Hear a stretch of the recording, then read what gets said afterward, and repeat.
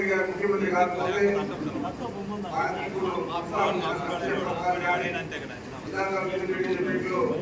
మాకు pipe line ద్వారా Gandikota reservoir నుంచి ముఖ్యమంత్రి గారి నియోజకవర్గంలో గండికోట రిజర్వాయర్ నుంచి మాకు నీళ్ళు ఇస్తూ ఉన్నారు పైప్ లైన్ ద్వారా. ఆ పైప్ లైన్ పూర్తయితే మనం అన్ని కాలువకు ఇచ్చి మన చెరువులన్నీ కూడా చెప్పుకునేదే కాకుండా ఈ కాలువ ద్వారా కుటుంబం దాకా పోయే విధంగా ఇప్పటికే మన పూర్తి పనులు కూడా పూర్తి చేస్తాం. మరి కరువులు పరిస్థితులు ఉన్నాయి కాబట్టి మనం ఎక్కువగా నీళ్ళు ఇవ్వలేకపోయాం. మరి రాబోయే సంవత్సరం పూర్తి స్థాయిలో వచ్చేది కాకుండా పైప్ లైన్ వరకు కూడా ఇప్పటికీ మొక్కలు బాగా పూర్తి అయింది.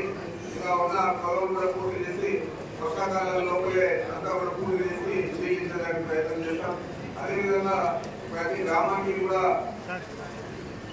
మనం కాలువలు ఇచ్చేదానికి ఈరోజు సంకల్పం పట్టుకొని చేస్తా ఉన్నాం. ప్రతి ఇంట్లో కూడా ప్రొజెక్ట్ ద్వారా నీళ్ళు ఇచ్చే విధంగా రాబోయే సంవత్సరం 2 సంవత్సరాల్లో కూడా పూర్తి చేస్తామని కూడా మనం చేస్తా ఉన్నాం. ఇప్పటికే ఆ పైప్ లైన్ వర్షంగా కూడా మంజూరు అయింది, టెండర్ కూడా అయిపోయింది, సర్వే కూడా జరిగింది. మన ఎన్నికల తర్వాత మొదలు పెట్టే కూడా మనం చేస్తా ఉన్నాం.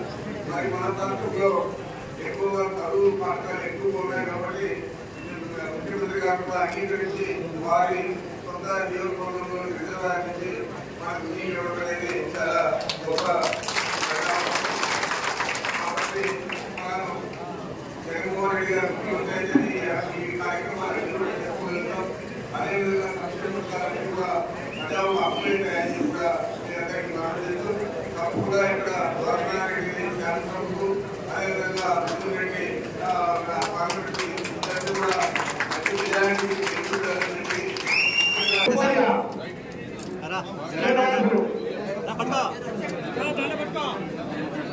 అది ఇప్పేసి ఆట సైడ్ సైడ్ పట్టుకోండి.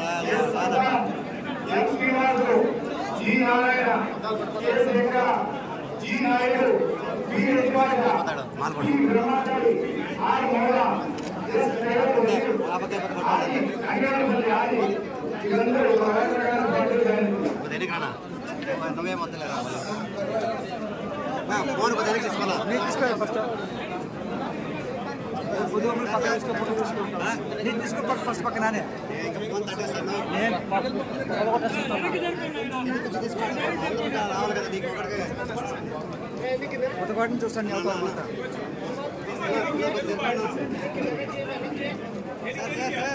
సార్